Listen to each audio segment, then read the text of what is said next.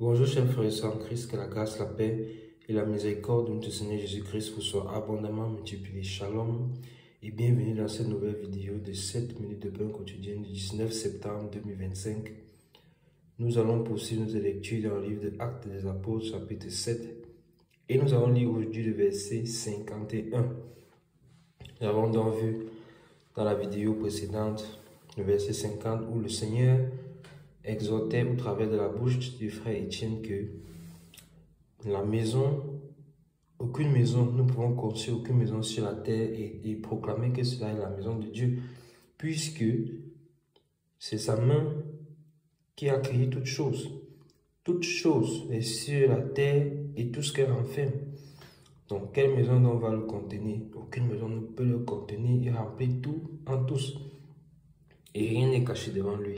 Donc, c'est ce que nous avons été exhortés à comprendre. Et qui l'avait attesté, qui l'avait déclaré, c'est le frère Étienne qui, devant le Sanhédrin, est en train de se justifier parce qu'il a été accusé injustement par des personnes, ne pouvant résister à sa sagesse et à l'esprit par lequel il animait, étant animé du Saint-Esprit, ayant reçu le témoignage selon lequel il est plein du Saint-Esprit, un homme de foi, plein de sagesse et ayant un bon témoignage.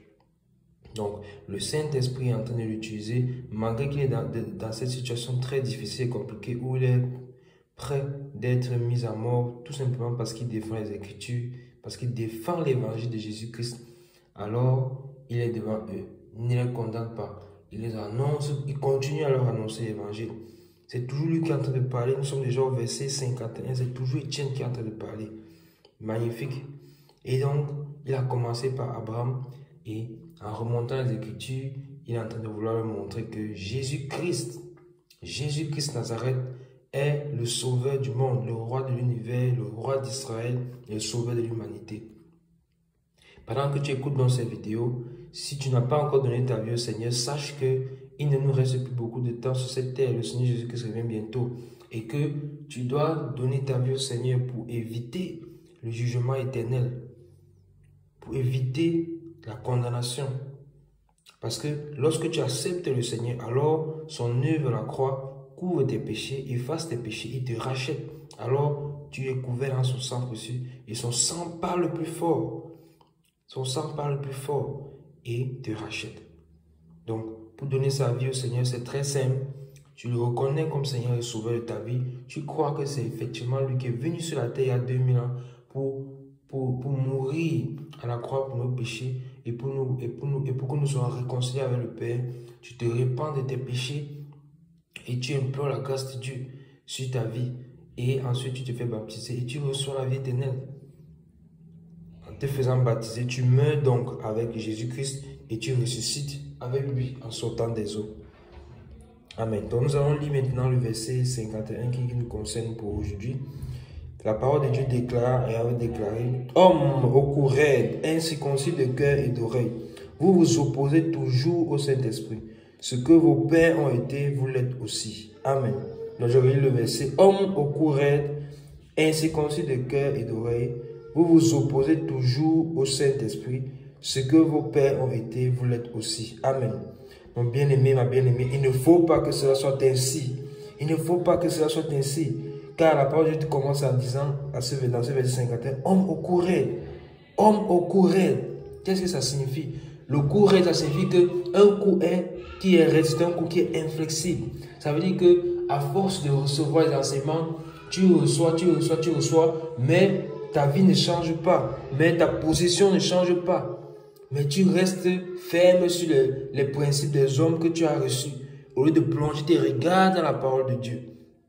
Au lieu de plonger tes regards dans la parole du Seigneur.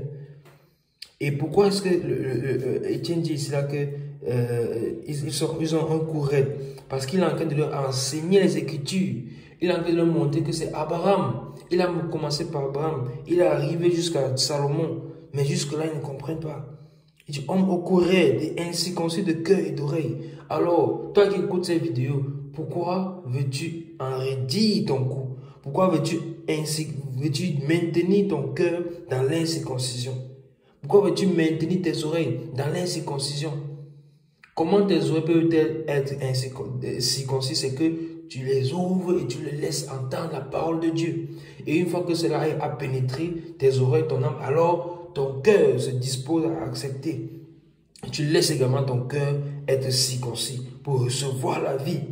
Car la vie vient de la parole de Dieu. Donc, ne sois pas de ceux-là dont la parole déclare qui sont incirconcis, qui ont un cou raide. Et vous imaginez bien que quelqu'un qui a un cou raide, ça veut dire qu'il ne peut tourner la tête ni à gauche ni à droite. Ça veut dire qu'il ne peut qu'aller dans une seule direction. Alors, je vais t'encourager en ce jour, les bases sur lesquelles tu as reçu, est-ce que tous les enseignements que tu as reçus, est-ce que toutes les formations que tu as reçues, est-ce que tu contrôles cela avec la parole de Dieu? Ou bien tu dis seulement, oui, j'ai été enseigné, je reçois comme ça. Non. Il faut toujours, même ce que je te dis, tu dois toujours contrôler la parole de Dieu. Et là où tu peux être enseigné, tu te laisses enseigner. Tu ne sois pas raide, ton cou ne doit pas être raide. Là, je suis en train de m'adresser à toi qui es déjà enfant de Dieu. Toi qui n'es pas enfant de Dieu, tu endurcis ton cœur, tu enraidis ton cœur, de la sorte que tu refuses d'entendre la voix qui te parle, qui t'appelle de venir au Seigneur. C'est de cette manière que tu endurcis ton cœur et tu enraidis ton cœur, mais il ne le faut pas. Et toi qui es enfant de Dieu, alors est-ce que tu apprends la parole pour vérifier ce qu'on t'enseigne, pour contrôler ce qu'on te dit? Ou bien tu es chrétien depuis des années et tu ne progresses pas, tout simplement parce que tu n'as pas pris l'habitude d'aller dans la parole, contrôler ce qu'on te dit. Tu n'as pas pris la parole de lire, tu n'as pas pris l'habitude de lire la parole, de pénétrer les Écritures, d'entrer dans les profondeurs. Ou tu es juste un chrétien du dimanche. Tu viens t'asseoir dimanche, en semaine, tu vis comme tu veux, et le prochain dimanche, tu viens encore t'asseoir. Est-ce cela la vie chrétienne? Nous sommes appelés à être disciples du Seigneur Jésus-Christ. Que veut dire être disciple? Être disciple signifie suivre la doctrine du maître ou d'un maître. Et en l'occurrence, nous proclamons disciples de Jésus-Christ. Ça veut dire qu'il ne suffit pas d'être chrétien. Chrétien est vague. Et d'ailleurs, chrétien, normalement, devrait signifier que notre vie reflète celle de Christ. Et c'est dans ce sens-là que nous sommes appelés à être disciples. Donc, ne dors pas sous tes lauriers. Ne dormons pas sous nos lauriers. Il dit ainsi conçu de cœur et d'oreille. Donc, nous n'avons pas besoin d'attendre qu'on nous annonce la parole 10 000 fois, qu'on nous annonce les mêmes enseignements 10 000 fois, et ainsi de suite, avant que nous décidions afin de changer. Notre cœur doit être saisissable et notre cou ne doit pas être raide. Parce que, comme je disais tout à l'heure, si notre cou est raide, la tête ne peut aller ni à gauche ni à droite, mais dans une seule direction devant. Et alors nous sommes incapables de voir ce que le Seigneur veut nous montrer. Parce que souvenons-nous que c'est lui qui est la tête. Jésus-Christ est la tête du corps de l'Église. Donc notre tête en fait représente la direction. Donc si nous sommes incapables de bouger la tête, ça veut dire que nous sommes incapables de marcher sur le Saint-Esprit. Nous sommes incapables de recevoir la direction du Seigneur. Car souvenons-nous toujours que celui qui est rempli du Saint-Esprit, celui qui est guidé par le Saint-Esprit, il est comme le vent. Et le vent, qu'est-ce que le Seigneur a dit? Le vent, on ne voit ni son origine, ni où il s'en va, mais on voit juste ses effets. Quand il passe, on sait qu'il est passé. Alors, il faut être dirigé par cet esprit. Et justement, qu'est-ce que le verset continue en disant? Vous vous opposez toujours au Saint-Esprit.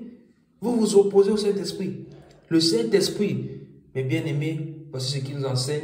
Le Saint-Esprit, en voulant donc diriger nos vies, et nous n'obéissons pas, nous avons le cou raide, nous avons le cœur incirconcis. Alors, de cette manière-là, nous sommes en train de nous opposer au Saint-Esprit. Ça veut dire que si le Saint-Esprit t'a donné une instruction et que tu n'es pas en train, tu n'obéis pas à cette instruction, ça veut dire que tu es en train de t'opposer au Saint-Esprit. Voulons-nous être en opposition au Saint-Esprit? Non, mes bien-aimés. Et toi qui écoutes cette parole, si tu endurcis ton cœur et tu ne veux pas venir au Seigneur, ça veut dire que tu t'opposes au Saint-Esprit. Pourquoi? Parce que le Saint-Esprit a une meilleure voie pour ta vie. Le Saint-Esprit a quelque chose qu'il veut accomplir dans ta vie avec toi. Mais si tu ne veux pas, alors tu t'opposes. Et vaut mieux ne pas tomber dans les mains du Très-Haut, du Dieu vivant. Vaut mieux ne pas s'opposer au Saint-Esprit, car c'est le Saint-Esprit que Jésus-Christ a envoyé pour nous conduire dans toute la vérité. Alors, comment serons-nous conduits dans toute la vérité si nous avons le cœur incirconcis et si nous avons le cou raide? Et le Seigneur avait dit Il peut blasphémer contre lui lorsqu'il était sur la terre, mais que celui qui blasphémera contre le Saint-Esprit, ce péché ne pourra lui être pardonné. Pourquoi? Parce que le Saint-Esprit, c'est lui qui agit pendant l'ère de grâce dans laquelle nous sommes, qui va bientôt se terminer. Le Saint-Esprit est disponible pour nous tous. Le Saint-Esprit est disponible pour toi qui ne connais pas encore le Seigneur. Viens à lui, te guidera. Et toi qui connais déjà le Seigneur, quand il te donne les directions, quand il te donne les directives, obéis. Obéis. Si tu sais que véritablement ça vient de lui, obéis. Même si ça peut être difficile. Et le verset continue. Ce que vos pères ont été, vous l'êtes aussi. Encore une fois, il ne faut pas que ce soit ainsi. Il ne faut pas que ce soit ainsi. Que le caractère qu'on retrouve dans ta famille, on dit, tu agis comme ton père, tu agis comme ta mère, tu agis comme ton arrière-grand-mère, qui ne connaissait pas le Seigneur, qui était colérique, qui était méchant. Non, mes bien-aimés, en tant qu'enfant de Dieu, étant en Jésus-Christ, nous sommes devenus une nouvelle créature. Les choses anciennes sont passées et toutes choses sont devenues nouvelles. Donc, les caractères charnels ne sont plus notre partage. Les caractères hérités, la vaine manière de vivre héritée de nos parents selon la chair ne doivent plus être notre partage. Parce que nous avons été rachetés à un grand prix par le sang précieux de Jésus-Christ de Nazareth.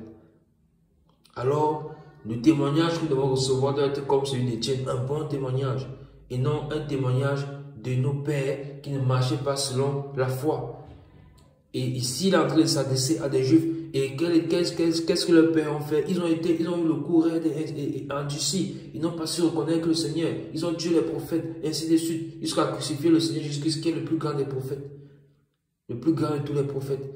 Donc, faisons attention, mes bien-aimés. Le Saint-Esprit nous ravise ce jour de ne pas nous opposer à sa voix, de ne pas nous opposer à lui, de le laisser nous conduire.